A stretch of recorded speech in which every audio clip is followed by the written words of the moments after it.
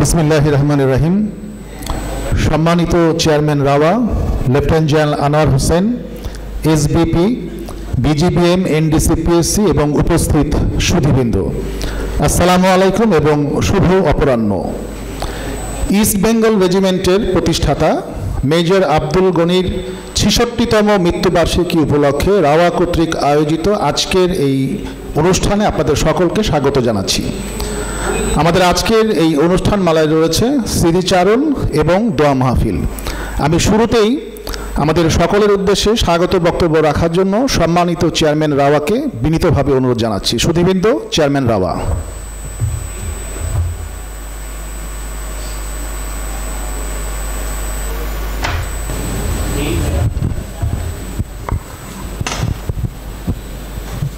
বিসমিল্লাহির রহমানির রহিম।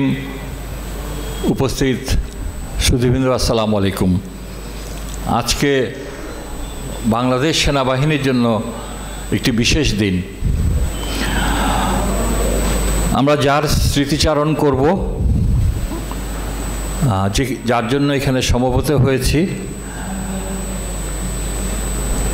তিনি আমাদের সেনাবাহিনীর এক অর্থে একজন মহানায়ক। মেজর গনির স্মৃতিচারণ করার বা ওনার সম্পর্কে বলার যোগ্যতা আমার নেই, কিন্তু তাও দু একটি কথা আমি বলতে চাই। এই বঙ্গ শার্দুল 1 ডিসেম্বর 1915 যিনি এসেছিলেন এই ধরণীতে, এবং 11ই নভেম্বর দিবাগত রাত্রে, অনেকে বলেন ওনার সুযোগ্য পুত্র মেজর কর্নেল গনির সাথে আমার আলাপ হচ্ছিল। আগেকার দিনে সবাই মুরব্বীরা বলতেন 11 তারিখ 12 তারিখ দিবাগত রাত্রে, অর্থাৎ ওনারা কনসিডার করতেন পরের দিন তাহাজ্জুদের নামাজ পর্যন্তই হচ্ছে 11 তারিখ বা 12 তারিখ।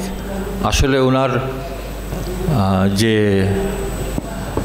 অন্তর্ধান হয়েছিলেন সেটা হচ্ছে 12টার পরে, তো এটা হয়তো 12 তারিখ হতে পারে, বাট যেটা আমাদের সেনাবাহিনীতে বা আমরা যেটা জানি 11 তারিখ দিবাগত রাত্রে 1957 সালে।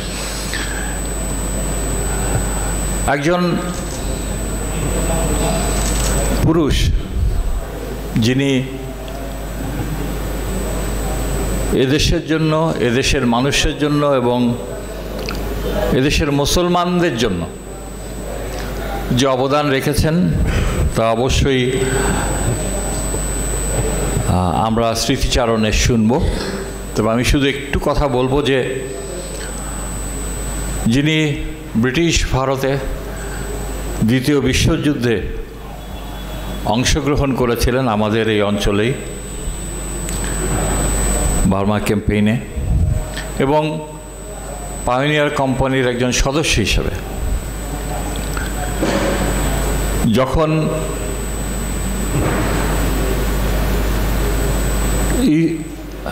আমাদের ইনফ্যান্ট্রি, ওই সময় ইনফ্যান্ট্রি রেজিমেন্টগুলো ছিল, যখন পাকিস্তান ইন্ডিয়া ভাগ হলো, তখন 3টি রেজিমেন্ট, ইনফ্যান্ট্রি রেজিমেন্ট, যেটা পাকিস্তান আর্মিতে অন্তর্ভুক্ত হয়, সেগুলো বালুচ ফ্রন্টিয়ার ফোর্স এবং পাঞ্জাব রেজিমেন্ট নামে আসলে নামকরণ করা হয়। এতে এই যোদ্ধার এবং আমাদের যিনি রিপ্রেজেন্ট করতেন মেজর গনি, উনি খুব মনক্ষুণ্ণ হয়েছিলেন। তাই উনি চিন্তা করেছেন যারা বাঙালি মুসলমান ছিলেন তাদেরকে নিয়ে একটি ইনফ্যান্ট্রি রেজিমেন্ট গঠন করা উচিত। তিনি তখন ব্রিটিশ পাকিস্তানের যিনি সেনাপ্রধান ছিলেন, একজন সম্ভবত ওনার নাম জেনারেল মোস্ট্রি মেসরনি, উনি ওনার কাছে অ্যাপ্রোচ করেছিলেন সো যে আমাদের বাঙালি মুসলমানদের দিয়ে পিওরলি একটা ইনফ্যান্ট্রি রেজিমেন্ট হওয়া উচিত।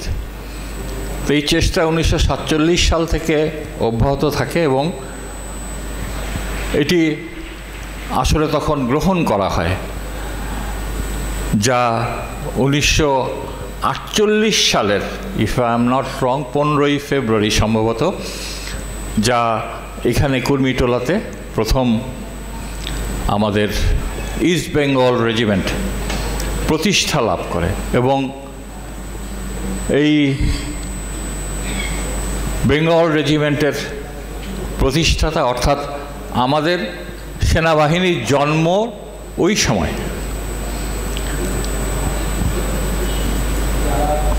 আমাদের পদযাত্রা শুরু হয় পাকিস্তান আর্মিতে ইস্ট বেঙ্গল রেজিমেন্ট হিসাবে। উনি একজন ব্যক্তি ছিলেন যখন এই রেজিং সেরিমনিতে দেন ব্রিগেডিয়ার আইয়ুব খান বলেছিলেন যে এই রেজিমেন্টের সদস্যরা সবাই উর্দুতে কথা বলবে। তিনি কিন্তু তখন এটা প্রোটেস্ট করেছিলেন যে না, কেন উর্দুতে কথা, যদি পাঞ্জাব রেজিমেন্টের লোকরা পাঞ্জাবিতে কথা বলে, বালুচ রেজিমেন্টের লোকরা বালুচিতে কথা বলে, তাহলে ইস্ট বেঙ্গল রেজিমেন্টের লোক কেন বাংলায় কথা বলবে না। ওনার যে দেশপ্রেম, ওনার যে আমাদের প্রতি ভালোবাসা, সেনাবাহিনীর প্রতি ভালোবাসা, তার বহিঃপ্রকাশ হচ্ছে এটা। ওনার এই স্বল্পতম জীবনে উনি একজন একদিকে যোদ্ধা এবং উনি একজন মিলিটারি অফিসার বাদেও ওনার যৌবনকালে উনি একজন ভালো খেলোয়াড় ছিলেন এবং একজন ভালো সংগঠক ছিলেন, যার জন্য ওনার অনেক ফলোয়ার ছিলেন। এরপরে যখন উনি পাকিস্তান সেনাবাহিনী থেকে অবসর গ্রহণ করে রাজনীতিতে অংশগ্রহণ করেন, তখন ওনার আরেক জীবন। সো ওনার জীবন হচ্ছে একটি সংমিশ্রণ, যা আমাদের জন্য আমাদেরকে অনেক কিছু শিক্ষা দেয়। এবং আমরা আজকে যারা এখানে দাঁড়িয়ে কথা বলছি, আমরা যারা ওনাকে স্মরণ করছি, আমরা এতটুকুই বলতে পারি যে উনি সেনাবাহিনী, দেশ, জনগণের জন্য একজন নিবেদিত প্রাণ ছিলেন। আমি ছোট্ট কথায় ওনার এত বড় জীবনী বলা সম্ভব নয়। আমি আমাদের সকলের পক্ষ থেকে আজকে ওনার ৬৬তম মৃত্যুবার্ষিকীতে ওনাকে আমাদের অন্তরের অন্তঃস্থল থেকে শ্রদ্ধার সাথে স্মরণ করছি। ওনার রুহের মাগফিরাত কামনা করছি। উনি যেন আগত দিনও আমাদের মাঝে একজন নক্ষত্র হয়ে থাকেন।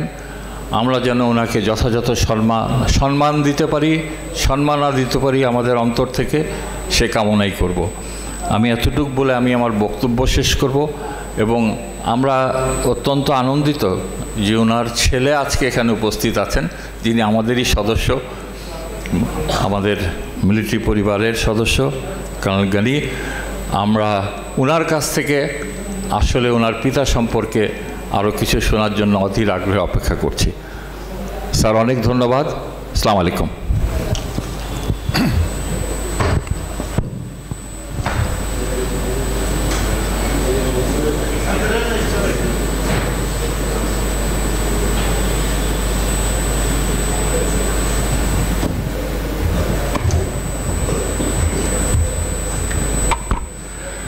বিসমিল্লাহির রহমানির রহিম। আসসালামু আলাইকুম। সম্মানিত সুধীবৃন্দ, আমি কিছু বলার আগেই প্রথমত আমি র ক্লাবের সদস্য হিসাবে এবং মেজর উগনির বড় সন্তান হিসাবে, বড় পুত্র হিসাবে, র চেয়ারম্যান এবং আমার ক্লাবের সকল কর্মকর্তাদের ধন্যবাদ জানাচ্ছি যে আজকে তারা সময় নিয়ে আমার পিতা মেজর গনির সম্বন্ধে কিছুটা আলোকপাত করবেন এবং তার রুহের মাগফিরাতের জন্য দোয়া করবেন। যেন আমরা যেটা বলে গেলেন যে এই অল্প সময় মেজর গনির যে লাইফ, বলা খুব এই সম্বন্ধে বলা খুবই কষ্টকর। আমি অনেক দেখেছি, কারণ আমি ছোটোবেলা তো উনিজন মারা যান, আমি ছিলাম, আমার তখন বয়স ছিল 6 বছর। তো আমি তো প্রত্যেকটা জিনিসই আমি ফলো করে আসছি। আব্বার মারা যাওয়ার পর থেকে আর্মির তরফ থেকে, আর্মির অফিসার্স, জেসিওস, সোলজার্স, যাদের সাথে দেখা হতো ইস্ট বেঙ্গল রেজিমেন্টের, তখন ইস্ট বেঙ্গল রেজিমেন্টই তখন ছিল, আর অন্য কোনো ইউনিট তখন ইস্ট পাকিস্তান অথবা পূর্ব বাংলায় তখন ছিল না। তারাই বলতো আর কি, আপনার আব্বা এই ছিল, এই করে গেছেন, আপনারা বই করে গেছেন। তাই ওয়াজ ভেরি কনফিউজ, আমি কি I didn't know exactly what he did. তো বোঝাও আমার পক্ষে ওই সময় একটু কষ্ট করছিল যে আসলে ওনার পরিধিটা কী ছিল, কাজের পরিধি। তো আমি আসলে ওনার লাইফ সম্বন্ধে কিছুটা পর্যালোচনা করেছি, রিসার্চ করেছি। তো লাস্টলি আমি যেটা পেয়েছি আর কি, আমি ওই আর্মি হেডকোয়ার্টার থেকে ওনার সার্ভিস পার্টিকুলার্স যখন কালেক্ট করতে গেলাম, তখন আমি দেখলাম যে আসলে এই অল্প সময়ের মধ্যেই join the army college commission in 1942। আর 42 থেকে শুরু করে 1953 পর্যন্ত এই কয়েক বছর আর্মিতে ছিলেন। এই সময়ে যে উনি এই ঝটিকা সফর করে গেছেন আর্মি এবং এই সমুদ্রের মাঝে, আমার তা বিশ্বাস হয় না কীভাবে উনি এত কিছু কেমনি অল্প সময় করে গেছেন। মানে ওনার চিন্তাধারা এটাই ছিল যে পূর্ব বাংলার জনগোষ্ঠী, তাদের জন্য আমরা কিছু করা লাগবে। কারণ উনি কিন্তু ছোটো থেকে বড় হয়েছেন কিন্তু গ্রামে থেকেই। প্রথমত উনি যেটা খুব পড়াশোনা করতেন মাদ্রাসায় আমাদের ওই গ্রামের কাছে সিদ্ধা একটা গ্রাম আছে, সিদ্ধায় মাদ্রাসায় পড়াশোনা করতেন। ওখান থেকে প্রাথমিক পর্যায়ে পড়াশোনা শেষ করার পরে চলে যান চট্টগ্রামে। তো আপনি চিন্তা করে দেখেন 1930s, mid-30s তখন কত বয়স, 12-13 বছরের ছেলে, একলা, 7 জনের মামা ছিল হয়তো, ওনাকে নিয়ে চলে গেলেন চিটাগংয়ে পড়তে, চিটাগং মুসলিম হাই স্কুল। আচ্ছা, ওখানে গিয়ে হেডমাস্টার কাছে গিয়ে বললেন যে আমি আসছি কুমিল্লা থেকে আসছো কী করার জন্য? পড়াশোনা করবো, আপনার স্কুলে পড়াশোনা করতে চাই। তুমি একলা আসছো? বলে হ্যাঁ। আমার তোমার বাপ মা কী করে? বাপ মা বলে আমাদের দেশে আছে, তাদের নিজের কাজ নিয়ে ব্যস্ত। আমি আসছি লেখাপড়া করবো, আমি মাদ্রাসায় পড়তাম, আমি আর মাদ্রাসায় পড়াশোনা করতে আমার ইচ্ছা নেই, আমি চাচ্ছি অন্যদিকে পড়াশোনা করার জন্য। যাই হোক, ওনার স্পিরিট দেখে হেডমাস্টার বললেন যে ঠিক আছে, তোমাকে আমি নিলাম। তো ওনার যে ছিল যে উনি কিন্তু মানে কখনোই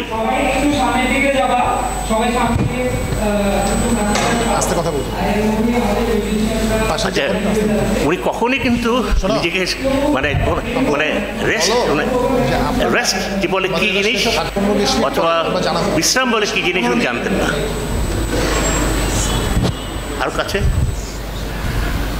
আমি তো 6 বছর পর্যন্ত দেখেছি, তো ওই সময়ে আমরা কখনই ওনাকে দেখতাম না। হয়তো রাত্রেবেলা আসতেন, এসে আবার এরপরের দিন কোথাও চলে যেতেন, আবার আসতেন, এইভাবে ওনার সাথে আমাদের দেখানো ছিল।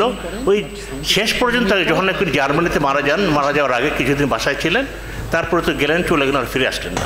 যাই হোক, এখন হয়েছে কি যেটা হয়েছে আর কি, ওনার গ্রোথটা কীভাবে হয়েছে, উনি তো মাটির সাথে জড়িত ছিলেন, মাটির মানুষ যাকে বলে, বুঝতেন মাটির মানুষের কষ্টটা। ওখানে স্কুলে প্রথম করলেন কি উনি সবাইকে নিয়ে প্যারেড করো, তোমরা কুচকাওয়াজ করবে। গ্রিন শার্ট পার্টি বলে একটা পার্টি উনি সংগঠন করলেন। ওটা ছিল ইয়াং স্টুডেন্টস মুসলিম লীগ। তারা করতো কি, গ্রিন শার্ট পরতো এবং প্যারেড করতো, বাইরে গিয়ে কাজ করতো, সব সোশ্যাল ওয়ার্ক, মানুষের রাস্তাঘাট সাফ করা, বাড়িঘর তৈরি করা, মানুষকে হেল্প করা, এসব কাজ করে তারা বেড়াতো। 1935 সালে একটা স্কুল স্পোর্টস ইভেন্টে ওখানকার একজন খান বাহাদুর জালালউদ্দিন সাহেব আসলেন দেখতে, এই পুরস্কার বিতরণ করতে, এবং সাথে আসলেন ওখানকার জেলা কমিশনার, জেলা ম্যাজিস্ট্রেট হবে হয়তো উনি, HS নোমানি। তো ওনার প্যারেড দেখে, ওনার অ্যাটিটিউড দেখে, স্পিরিট দেখে উনি চিনলে হু ইজ দিস বয়, উনি is quite different from the others. ডাকলো প্যারেডের পরে ডেকে বলে যে তুমি কী কোত্থেকে আসছো, সব কিছু জানার পরে নোমানি সাহেব দেন হি বিকেম হিজ মেন্টর। উনি আব্বা থাকতেন মেস থেকে নিয়ে গেলে ওনার বাসায়, বাসায় ওনার ছেলের সাথে উনি নিজের ছেলের মতো করে বড় করে তুললেন। তারপর থেকে আব্বা আর্মিতে যাওয়ার আগ পর্যন্ত কিন্তু নোমানের সাহেবের সাথেই সংযুক্ত ছিলেন, সবসময় ওনার পরিবারের একজন সদস্য হিসেবে থেকে আসছেন। তারপর সেকেন্ড ওয়ার্ল্ড ওয়ারের জন্য হয় উনি কিন্তু এই যে আমি দেখাচ্ছিলাম স্লাইডে, এই ওনাকে দেখা হয়েছিল ওয়ার সার্ভিস হচ্ছে ব্রহ্মপুত্র নদীর east of Brahmaputra up to Akyab. This is a very big area. তো ডিটেলসগুলো যে আমি আপনাকে দিই, কোয়াইট আমি confused how many camps he had been operating into camps, তারপরে কোম্পানি গ্রুপস, বিভিন্ন জায়গায় উনি কাজ করেছেন যেগুলো পাইনিয়ার কোরের বিভিন্ন ইয়ের সাথে অপারেশনের সাথে জড়িত ছিল। তো এখন ও দেখে আমার কিন্তু I am quite puzzled that how he could really work like that. 42 থেকে শুরু করে 44 পর্যন্ত উনি ছিলেন ইস্ট অফ ব্রহ্মপুত্র ওই এলাকাতে, যেসব এলাকাতে যুদ্ধ ছিল উনি ছিলেন ওইসব যে এলাকাতে উনি নিয়োজিত ছিলেন, আইদার কোম্পানি কমান্ডার অথবা অ্যাডজুটেন্ট বা কোয়ার্টার মাস্টার। তার লাস্টলি উনি কাজ করেছেন ওই সাউথ ইস্ট এশিয়ান কমান্ড আকিয়াবে, ওটা ছিল ওনার শেষ অ্যাসাইনমেন্ট সেকেন্ড ওয়ার্ল্ড ওয়ার। তারপরে তো আসেন ইয়েতে জালনায় চলে আসেন। তো ওই সময়ে উনি দেখলেন যে পাইনিয়ার করে সৈনিকরা এরা কিন্তু আধা সৈনিক ছিল, দে ওয়ার হাফ সোলজার্স আর হাফ লেবারার্স। তাদের দিয়ে কিন্তু সব ব্রিজ, এয়ার স্ট্রিপ, তারপর রেল লাইন এসব সব কিছু তৈরি করা হতো। দেখলো যে এরা কিন্তু they are very strong stout even though they are quite short in height. তারপর যখন যুদ্ধ শেষে what they are suppose to go do was that they are suppose to go home, demobilised হয়ে যাবে এবং বাড়িতে যাবে, কারণ তাদের নিয়োগ করা হয়েছিল টেম্পোরারিভাবে সীমিত সময়ের যুদ্ধ চলাকালীন সময়ে। তখন সবাই বললো যে স্যার আমাদের কী হবে, আমাদের যুদ্ধ শেষ, আমরা তো বাড়িতে চলে যাব, আপনি চলে যাবেন, আমাদের তো দেখাশোনা করার কেউ থাকবে না। তখন ন্যাচারালি উনি তো চিন্তা করে আছেন যে এর কী করবো আমরা, কারণ তখন একটাই ছিল কি Bihar regiment was first launched ওই সময় সেকেন্ড ওয়ার্ল্ডের সময়। তো উনি যেসব কোম্পানিতে কাজ করেছেন এরা ফার্স্ট বিহারের সাথেই কাজ করতো। ফার্স্ট বিহারের সৈনিকদের দেখে এরা তো বিহার আর বেঙ্গল তো বেশি দূরে না, তারা যদি মানে জাপানিজদের সাথে যুদ্ধ করতে পারে এরকম করে, তো আমরা আমাদের সৈনিকের কেন পারবে না? বেসিক এক লজিক আর কি, সিম্পল যুক্তি নিয়ে কিন্তু উনি করলেন যে উপরস্থ কর্মচারীদের বললেন যে এরকম একটা আমার চিন্তা আসছে, এই সৈনিকগুলো তো ডিমোবিলাইজড হয়ে যাবে, দে আর অলরেডি ট্রেন্ড, দে ফট এ ওয়ার। 9 মাসের যুদ্ধ না, 3 বছর 4 বছরের যুদ্ধ করেছে সবাই। তো it is quite, I know what is conventional war. যারা কনভেনশনাল ওয়ার ফাইট করেছেন তারা জানেন how severe is fighting, specially যেখানে বর্ডার ইজ আনডিফাইন্ড। যাই হোক, তো উনি যেটা করলেন আর কি, আমি মানে কত ছোটো করে দেবো, জেনারেল মাসারভি যখন কি পার্টিশন হলো তখন general Messervy was appointed as the CNC Pakistan army. তো যেটা বল না ঘোড়া ডিঙ্গিয়ে ঘাস খাওয়া, এক্স্যাক্ট হি ডিড দ্যাট। তো ওনাকে ওই পাইনিয়ার কোরের সেন্ট্রাল কমান্ড্যান্ট ওনাকে বললো যে আপনি what you do is you send a DO letter to general Messervy giving your intention, just telling your intention what you'd like to do with this soldiers. তো উনি বললেন যে দেখো যে he explain everything, this soldiers are going to go back home unemployed and they may not be very good for the society. Otherwise in east Pakistan, propose this Pakistan, there is no such thing as an infantry regiment, and I have the elements who can form the backbone of the infantry regiment. তো মেসারভি এটা নিয়ে কিন্তু শুনে কিন্তু উনি ওই যখন কিন্তু পাক ভারত বিভক্ত হয়নি, কিন্তু ডিউরিং দ্য ব্রিটিশ রুল ওই সময় কিন্তু জাস্ট হ্যান্ড ওভার চলছে আর কি পাওয়ারটা। তখন উনি বলেন যে ঠিক আছে, just gather your men and I have all my blessing for you and you'll be forming the part of the infantry of East Pakistan, then East Pakistan. তো সেইভাবে কিন্তু চিন্তা করে কিন্তু উনি এই জালনাতে পাইনিয়ার কোর সেন্টারে লোক বাছাই করলেন। বাছাই করে এই অগস্ট মাসের এই 17 তারিখে 15ই আগস্ট তো স্বাধীনতা হলো, তো 17 আগস্টেই কিন্তু তারা মুভ করে চলে যায় বোম্বেতে পুরা বহর নিয়ে, প্রায় 13 থেকে 1500 মতো লোক, 1256 কোম্পানি ছিল পাইনিয়ার কোম্পানি, ওটাই চলে গেলো বোম্বেতে ওখানে মাদ আইল্যান্ডে তাদের ক্যাম্প হলো, যে ওখান থেকে তার ডিসপোজাল হবে কোথায় যাবে, পাকিস্তানে যাবে না বাংলাদেশ এদিকে আসবে অথবা ইন্ডিয়াতে থাকবে। তখনও কিন্তু চূড়ান্তভাবে সিদ্ধান্ত হয়নি যে তখন পাক ভারতের বিভক্তি। সেপ্টেম্বর মাসের 7 তারিখে খবর আসলো যে এই কোম্পানি পূর্ব পাকিস্তান মুভ করে যাবে এবং অতি সত্বর যাতে তারা ঢাকায় গিয়ে পৌঁছে। আচ্ছা, যাই হোক, আবার পুরো বহর নিয়ে তখন তো দাঙ্গা, হিন্দু মুসলমান দাঙ্গা চরমে। এই দাঙ্গার মাঝে এই ভর নিয়ে 7 দিনের মধ্যে ওনারা বোম্বে থেকে ঢাকা এসে পড়েছিলেন ফুলবাড়ি স্টেশনে। আসার পর উনি যখন নাকি সরকার বাহাদুরকে বললেন, নাজিমুদ্দিন সাহেবকে বললেন যে আমরা আসছি, আমাদের জন্য পরবর্তী হুকুম কি আপনারা কারা আসছেন? আমরা তো আসছি proposed east Bengal regiment, east Pakistan থেকে একটা ইনফিডেন্ট রেজিমেন্ট হবে, এটা ইস্ট বেঙ্গল রেজিমেন্ট। বলে আমরা তো কিছু এই সম্বন্ধে কিছু আমাদের কোনো জানানো হয়নি। যেহেতু আপনারা আসছেন, আপাতত আপনারা পিলখানা যান, ওখানে পিলখানায় জায়গা আছে, থাকেন, পরে আমরা দেখবো কী করা যায়। And they're very tired and exhausted. তো পিলখানা যাওয়ার পরে again second day they went, they said that fine, what you do is you find a place for yourself, আপনি নিজেদের জায়গা বের করেন, ওখানে ক্যাম্প করবেন। Then he came to Kurmitola. এই 47 সেপ্টেম্বর থেকে কিন্তু কুর্মিটোলা আস্তে আস্তে জঙ্গল কাটা শুরু করেন ওনারা। দে আর দ্য ফার্স্ট ওয়ান্স, মানে বাঙালি প্রথম তাদের ঘর বাড়ি শুরু করে কুর্মিটোলাতে কিন্তু 1947-এর সেপ্টেম্বর অক্টোবর মাসের দিকে আর কি। তো বাই জানুয়ারি পুরো এলাকা সাফ করা হয়েছে, প্যারেড গ্রাউন্ড হয়ে গেছে এবং তাদের রিহার্সাল চলছে কীভাবে তাদের রেজিমেন্টাল ফ্ল্যাগ রেজ করা হবে। ইতিমধ্যে আপনার যারা আসলো, first battalion commander Bijoy Patterson posting হলো এজ এ লেফটেন্যান্ট কর্নেল, উনি আসলেন প্রথম কমান্ডিং অফিসার। আসলে হবে কি, the whole thing was done by major Gani, সব কিছু তার হাতেই।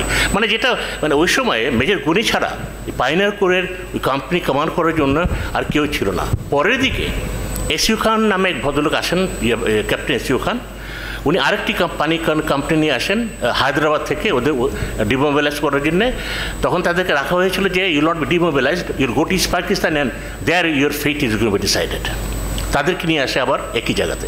তো ইটস বিগ গ্যাদারিং আবার 3000 পিপল কুর্মিটোলাতে আর কি।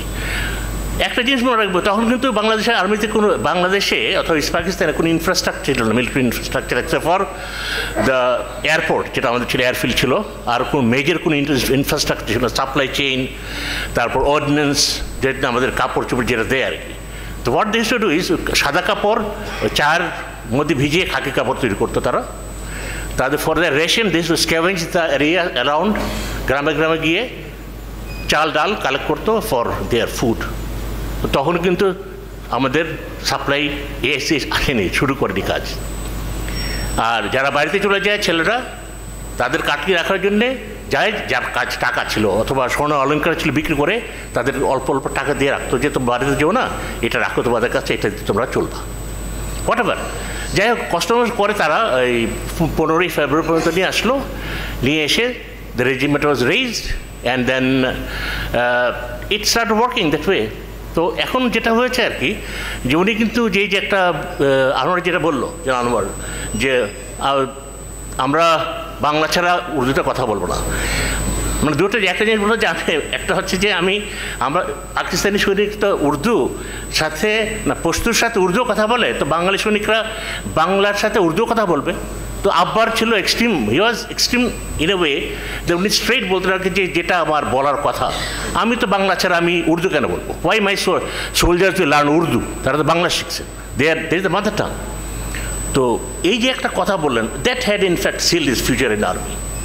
আচ্ছা, তারপরে যেটা হয়েছে সেটা হচ্ছে যে ওনাকে ওই দিনই 15th February he was made local major, 23rd May he was made as temporary major, about 25th May he was posted out of 1st East Bengal Regiment to PNG Rangpur as an adjutant of PNG battalion, tenable by a captain.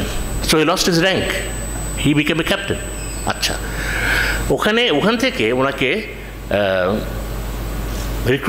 Recruitment করার অফিসে recruit করার জন্য পাঠানো হয়েছে বিভিন্ন জায়গাতে, কারণ আর্মিতে কেউ আসতে চাইতো না। আর যারা নাকি পাইনার করে সৈনিকরা ছিল তাদের কিন্তু স্ট্যান্ডার্ড সবার ভালো ছিল না as an infantry soldiers, that be lot of people had been sent home. তো এই গ্যাপগুলো পুরো করার জন্যে তখন এই রিক্রুটমেন্টের প্রয়োজন আর কি। তো who is going to go, who is going to convince people তোমরা আর্মিতে জয়েন করেছে। Then he was again called back. উনি assistant recruiting officer, as officially recruiting officer হলেন অ্যাজ মেজর।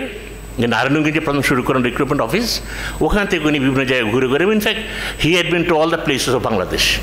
মানে যা সাধারণ যে সম্ভব না ওই সময় হেঁটে তারপরে সাইকেলে করে, গরু গাড়ি করে, যে what ever way is possible উনি চষে বেরিয়েছেন just to find the right person. কারণ ওনার কথা ছিল যেই সৈনিকদের ট্রেনিং দিত, ট্রেনিং কারা দিত পাকিস্তানিরা।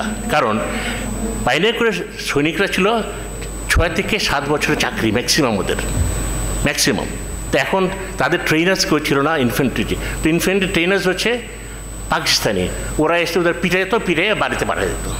আব্বা গিয়ে তাদেরকে বাড়ি থেকে ধরে নিয়ে আসতো, নিয়ে এসে আবার পুষিন দেবে এক ইউনিট। এইভাবে কিন্তু 3 বছর কিন্তু উনি he had been shuttling between recruitment, PNG, resettlement officer for refugees, তারপরে liaison officer, then he was sick, very sick, category C ছিল কিছুদিন।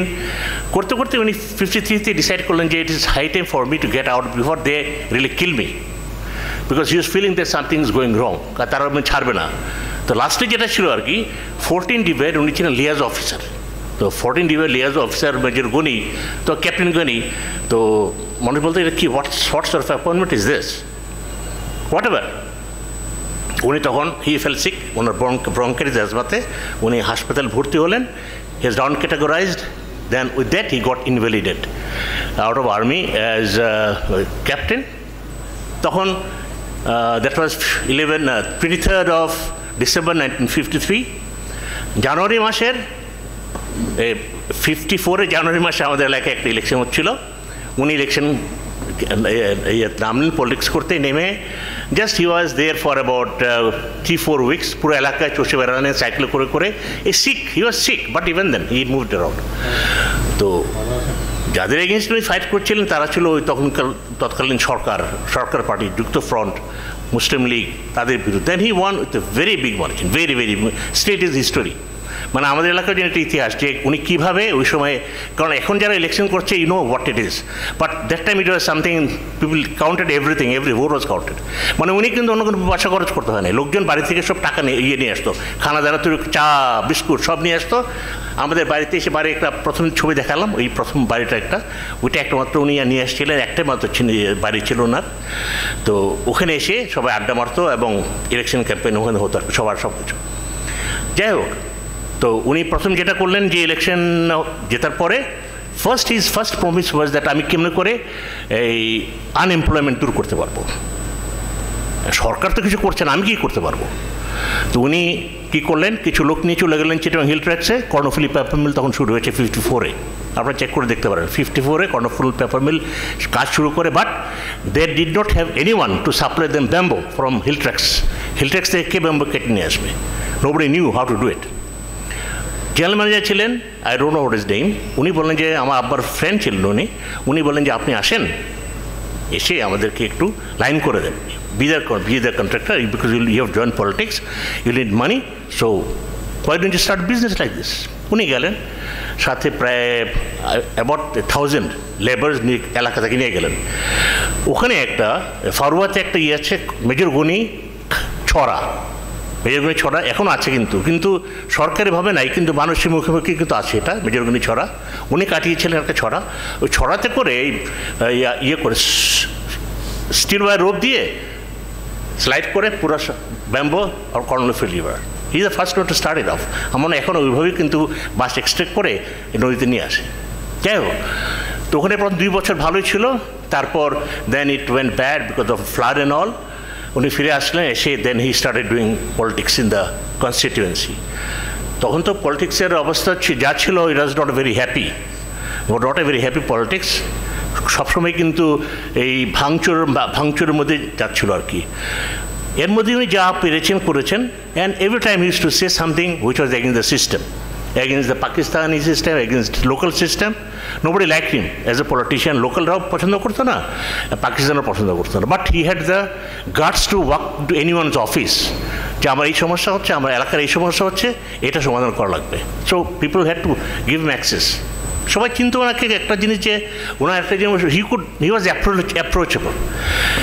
Approachable and he could approach anyone, because people knew jaddo je uni kintu he is not doing anything for himself, nothing for himself, he is doing for his people, that's what it is, and he has proved it that way. Jai 57-এর অক্টোবর মাসে Pakistan ministry defence থেকে একটা চিঠি আসলো, you have been selected, nominated, lead the Pakistan delegation to world veterans conference. তো ওইটা নিয়ে কিন্তু অনেক পলিটিক্স হচ্ছিল, কেন যাবে সে, যাওয়া উচিত হবে না গনির। তখন ছিলেন সরওয়ার্দী সাহেব, ছিলেন আদি প্রাইম মিনিস্টার, উনি বলেন যে না, আমাদের গনি শুড নট গো। আব্বা বলেন আমি যাবো না কেন, আই ওয়াজ এ সোলজার, আমি সোলজার ছিলাম, আমি সোলজার হিসেবে যাবো, I will go and speak for the soldiers.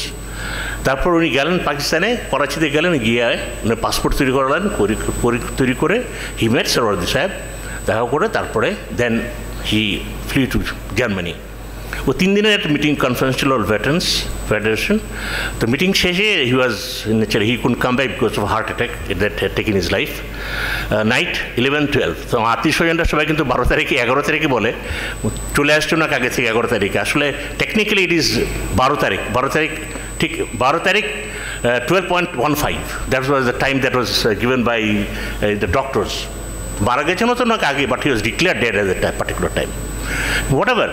তো এখন হয়েছে কি, যেটা কথা হচ্ছে যে উনি whatever he has done nothing for himself. আমরা কিন্তু we had nothing, no support from anyone except for my mother. We are 5, আমরা 5 জন ভাই বোন। তো আমি সবচেয়ে বড় ছিল বোন, she was 8 years old, next me 6 years, youngest was Khaled. কারণ খালেদ মেবি নোয়িং, অনেকে জানবেন হয়তো খালেদ গানি, সে ছিল, হি ওয়াজ জাস্ট 10 months old। এখন ওই তাদের নিয়ে আম্মা কিন্তু সংগ্রাম করতে করতে she had been fighting through out and she had ultimately succeeded. কারণ সবাই আমরা উই আর এস্টাবলিশ আলহামদুলিল্লাহ, অ্যান্ড সবাই কিন্তু ভালোভাবে আছি, in fact in a good way that we can stand here and speak for my father, that's what it is. It is a big honour for me that আমি দাঁড়িয়ে যে কথা বলার সুযোগ পাচ্ছি, এটা আসলে আমি কখনো চিন্তা করতে পারিনি যে someday I will get the chance to speak about my father, এবং সবার কাছে একসাথে বসে ওনার রুহের মাগফিরাতের জন্য আমরা দোয়া করতে পারবো। এটা বিরাট একটা অনার আমার জন্য, আমার ফ্যামিলি সবার জন্যে। আর আরেকটা জিনিস যেটা অনেক কিছু প্রমিস করা হয়েছিল আমার আব্বাকে, আমার মাকে, যে আমরা এটা করবো ওটা করবো ওনার জন্যে ব্যক্তিগত সরকারিভাবেই, কিন্তু আলটিমেটলি নাথিং ম্যাটেরিয়ালাইজ। কারণ এটা করানোর জন্য যা পুষের প্রয়োজন ছিল, ওই পুষটা আমরা দিতে পারিনি আর কি, যেটা করা উচিত। ঢাকা শহরে ক্যান্টনমেন্টে উনি প্রথম পা রাখলেন, ক্যান্টনমেন্টের কোথাও ওনার নামে কোনো কিছু, ইস্ট বেঙ্গল রেজিমেন্টের নামে কোনো কিছুই নাই, মেজর গোয়ের নামে কোনো কিছু নাই। সরকারিভাবে বলা হয়েছিল যে মেজর গোয়ের নামে ক্যান্টনমেন্ট একটা রাস্তা করা হোক, and it was ডিসরিগার্ডেড just because I don't have any political connection, so I can't have a road name against all my father.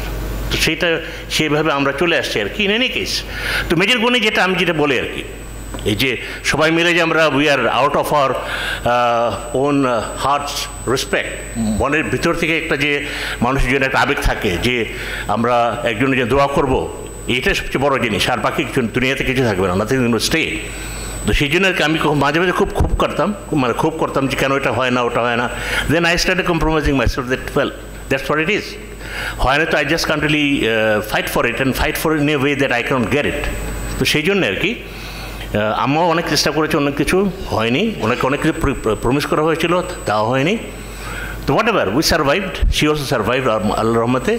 তো লাস্টলি আমি যেটা বলতে চাচ্ছি যে রাওয়ার যে অনুষ্ঠান যেটা আপনারা এত সুন্দরভাবে করেছেন, and what ever with the আজকে অনেক কমিটমেন্ট চারদিকে, ক্রিকেটটা খেলা চলছে, সময়ের ব্যাপারে একটু আমরা যতটুকু পারা যায় ফ্লেক্সিবল হওয়ার চেষ্টা করেছিলাম। এর মধ্যেও আমরা যা এখানে আছি সবাই মিলে গুড এনাফ, ম্যাক্সিমাম 3 জন একসাথে হয়ে মাগফিরাতের জন্য দোয়া করলেও যথেষ্ট, এর বেশি দরকার লাগে না। তো that's good enough, that's what it should be for also.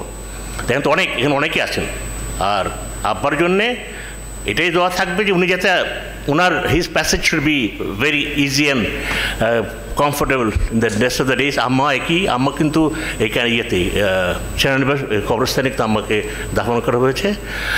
আর আমার পরিবার, আমার ফ্যামিলি যেটা, আমি থাকি দেশে বিদেশে দু জায়গায় মিলিয়ে আমি থাকি। তো আমার আল্লাহর মধ্যে আমি ভালো আছি আলহামদুলিল্লাহ, দ্যাটস হোয়াট ইট ইজ। আর সবার জন্য আপনারা সবাই আমাদের জন্য দোয়া করবেন, যাতে হোয়াট এভার আমার একটা জিনিস যেটা আব্বা যেটা করে গেছেন, যেটা আমি মনে করি যে যাই করে গেছেন ওটা ফল কিন্তু আমরা ভুগছি, ম্যাটেরিয়ালি হয়তো আমি পাইনি, but if I put everything together it was more than I could expect. আমি চিন্তা করতে পারবো হয়তো এত ম্যাটার আমাকে দিলে হয়তো আমি I wouldn't have got the same respect as I am getting now and because the honour that I am getting now to speak before you and talk about my father and the family. তো there is more than enough, money doesn't give that, টাকা পয়সা দেয় না। তো সেই জন্য আর কি তো এটা দোয়া করবেন যাতে করে যারা আমাদের পরবর্তী প্রজন্ম যারা আছে তারা যাতে জানতে পারে যে মেজর গনি একজন ছিলেন, ওনাদের মতো একজন সৈনিক হিসেবেই উনি কিন্তু পুরো জীবনটা কাটিয়ে গেছেন এবং সৈনিক হিসেবেই কিন্তু উনি পৃথিবী থেকে বিদায় নিয়ে গেছেন। কারণ উনি যখন মারা যান উনি কিন্তু ভেটারেন্স কনফারেন্সে গিয়ে মারা যান, that is for the ex soldiers. আপনাদের সবাইকে অনেক অনেক ধন্যবাদ যে কষ্ট করে আপনারা সবাই আসছেন, আপনাদের সময় এই মূল্যবান সময় আমাদের দিয়েছেন একটু শোনানোর জন্যে। এবং ইনশাআল্লাহ ভবিষ্যতেও আমাদের এই 11 নভেম্বর 12 নভেম্বর যেটাই সরকার সিদ্ধান্ত দেন করার জন্য আমরা করব। এবং আবার হয়তো ইনশাআল্লাহ আরও বড় আগে অনেক বড় পরিসর আমরা করতাম, কিন্তু আজকাল অনেক কিছুটা সীমিত হয়ে গেছে অনেক কারণে। হোয়াট এভার যেভাবে হোক না কেন স্মরণ করাই বড় জিনিস, স্মরণ করা এবং মাগফিরাতের জন্য দোয়া করাটাই বড় জিনিস। It could be 3% or 3000 percent, hardly makes the difference. অনেক অনেক ধন্যবাদ, সব আমাদের জন্য দোয়া করবেন, আল্লাহ যাতে সবার মঙ্গল করেন এটাই আমি দোয়া করি। আসসালামু আলাইকুম। আমার কাছে আমার যদি পারা যায় স্কেচ ফর্মে একটা দেখা আছে, আমি রাওয়াতে দিয়ে যাবো এটা। তো আপনি যদি চান কাছে ব্রিফ ওনার লাইফটা আর কি ইটস ভেরি এক্সটেন্সিভ, গাইড আমি শর্ট করে নিয়ে আসছি কি গেতাম আইডিয়া করবার। ধন্যবাদ স্যার। এবারে আজকের এই বিশেষ দোয়া পরিচালনার জন্য আমি রাওয়া মসজিদের পেশ ইমাম মাওলানা ইমামউদ্দিনকে অনুরোধ জানাচ্ছি।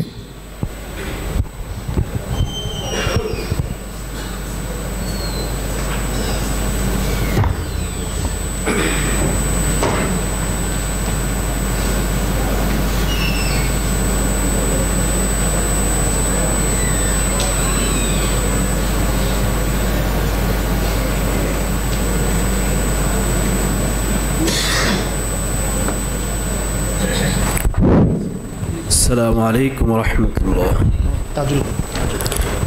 أعوذ بالله من الشيطان الرجيم. بسم الله الرحمن الرحيم. الرحمن علم القرآن خلق الإنسان علمه البيان الشمس والقمر بحسبان والنجم والشجر يسجدان والسماء رفعها ووضع الميزان ألا تطغوا في الميزان وأقيموا الوزن بالقسط ولا تخسروا الميزان والأرض وضعها للأنام فيها فاكهة والنخل ذات الأكمام والحب ذو العصف والريحان فبأي آلاء ربكما تكذبان صدق الله العظيم.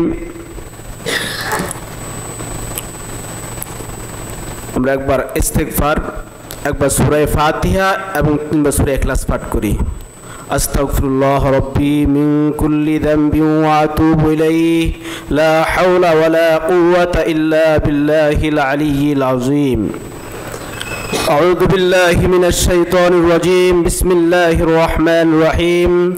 الحمد لله رب العالمين الرحمن الرحيم مالك يوم الدين إياك نعبد وإياك نستعين اهدنا الصراط المستقيم صراط الذين أنعمت عليهم غير المغضوب عليهم ولا الضالين آمين.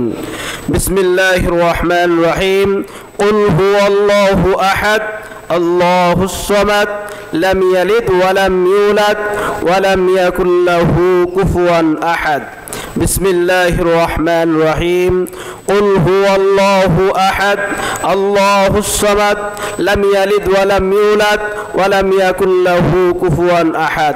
বিসমিল্লাহির রহমানির রহিম কুল হুয়াল্লাহু আহাদ আল্লাহুস সামাদ লাম ইয়ালিদ ওয়া লাম ইউলাদ ওয়া লাম ইয়াকুল লাহু কুফুয়ান আহাদ আল্লাহুম্মা সাল্লি আলা মুহাম্মাদ ওয়া আলা আলি মুহাম্মাদ কামা সাল্লাইতা আলা ইব্রাহিম ওয়া আলা আলি ইব্রাহিম ইন্নাকা হামিদুম মাজিদ আল্লাহুম্মা বারিক আলা মুহাম্মাদ ওয়া আলা আলি মুহাম্মাদ কামা বারাকতা আলা ইব্রাহিম ওয়া আলা আলি ইব্রাহিম ইন্নাকা হামিদুম মাজিদ আলহামদুলিল্লাহি রাব্বিল আলামিন ربنا ظلمنا أنفسنا وإن لم تغفر لنا وترحمنا لنكونن من الخاسرين ربنا آتنا في الدنيا حسنة وفي الآخرة حسنة وقنا عذاب النار ربنا اغفر لنا ولوالدينا وللمؤمنين يوم يقوم الحساب رب ارحمهما كما ربياني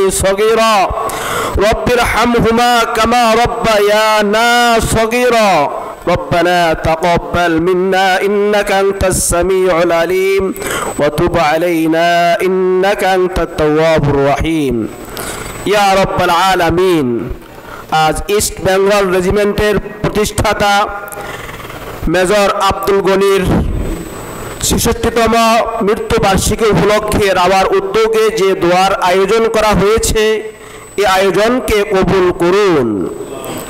আজকের আয়োজনে যারা উপস্থিত হয়েছেন সকলের প্রতি আপনার খাস রহমত ও বরকত নাজিল করুন ইয়া রাব্বাল আলামিন। মেজর আব্দুল গনির জীবনের সকল ভুল ত্রুটি মার্জনা করে দিন। তিনার জীবদ্দশায় কৃত নেক আমলগুলো সব বহুগুণে বৃদ্ধি করে দিন। তিনার কবরকে আলোকিত ও প্রশস্ত করে দিন। ইয়া মালিক, আপনার কাছে ফরিয়াদ করছি তিনার কবরে চির শান্তির ফয়সালা করে দিন। তিনাকে জান্নাতের সুউচ্চ মাকাম দান করুন ইয়া রাব্বাল আলামিন। তিনার শোকাহত পরিবারের যে সকল সদস্যগণ বেঁচে আছেন, তিনার সন্তানরা যারা বেঁচে আছেন, তিনার বন্ধু বান্ধব যারা বেঁচে আছেন, সকলের প্রতি আপনার খাস রহমত বর্ষণ করুন। তাদেরকে হায়াতে তৈয়বা দান করুন, সুস্বাস্থ্য দান করুন ইয়া রাব্বাল আলামিন। সশস্ত্র বাহিনীর যে সকল সদস্যগণ মৃত্যুবরণ করেছেন, বিশেষ করে রাওয়ার যে সকল সদস্যগণ মৃত্যুবরণ করেছেন, তাদেরকে ক্ষমা করে জান্নাতুল ফেরদাউস নসিব করুন। যারা বেঁচে আছেন তাদেরকে হায়াতে তৈয়বা দান করুন, নেক হায়াত দান করুন, সুখ শান্তি দান করুন ইয়া রাব্বাল আলামিন। আপনি আমাদের সকলকে মৃত্যুর সময় কালিমা নসিব করুন। দেশ ও দেশবাসীর উপর শান্তি বিস্তার করুন। সুবহানা রাব্বিকা রাব্বিল ইজ্জাতি আম্মা ইয়াসিফুন ওয়া সালামুন আলাল মুরসালিন ওয়ালহামদুলিল্লাহি রাব্বিল আলামিন। সম্মানিত সুধীবৃন্দ, আমাদের অনুষ্ঠান এখানেই শেষ। আমি এখন আপনাদের সকলকে বিনীতভাবে অনুরোধ জানাবো নিজ নিজ আসনে একটু অপেক্ষা করার জন্য। আপনাদের মাঝে আজকের অনুষ্ঠানে তাবারক বিতরণ করা হবে। আপনাদেরকে অনুরোধ জানাবো নিজ নিজ আসনে স্বল্প সময়ের জন্য অপেক্ষা করার জন্য।